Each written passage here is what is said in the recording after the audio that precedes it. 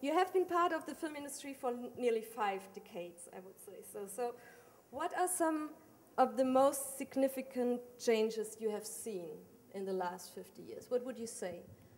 Well, there are changes in 2 areas, in production and in distribution.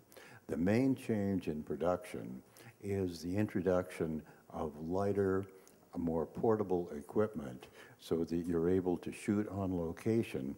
When I first started, for instance, we were working with the Mitchell camera, which was the standard for the business. I can add one more thing in production.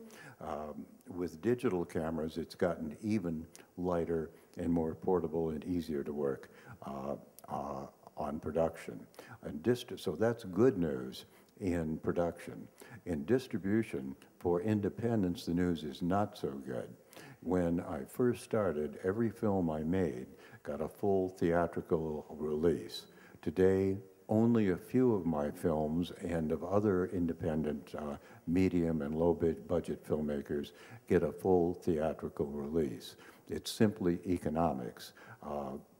The big budget films led by one of our graduates, Jim Cameron, who started by making model spaceships for me and ended up making first Titanic, the most expensive picture ever made at that time, and has recently done Avatar, breaking his own record with the most expensive picture ever made.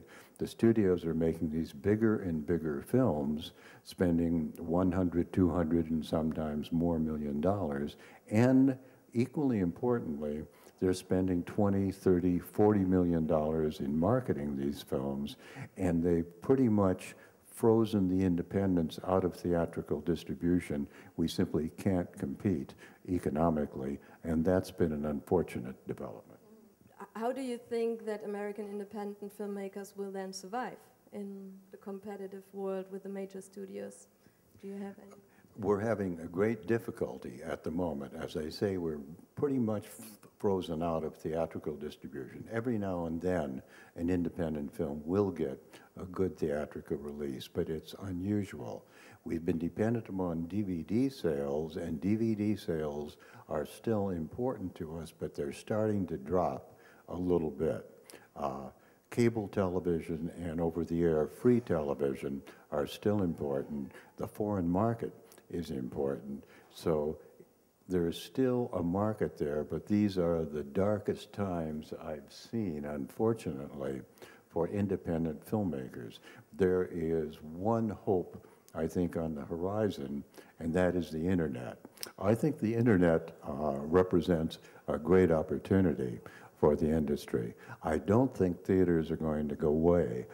In at least the near future, the biggest films, the $100, $200 million and so films, are going to play on the big screen. For instance, coming back to one of our graduates, Jim Cameron, if you've seen his picture Avatar, it's amazing when you see it in 3D on a big screen. It loses when it's put on a small screen. So some films, like Avatar, really should be shown on the big screen.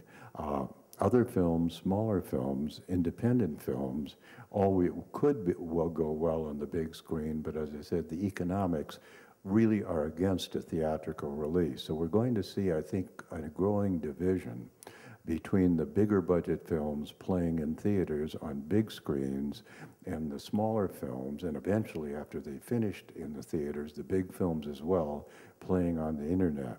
We're seeing streaming, video on demand, various types of playing films over the internet just beginning to grow.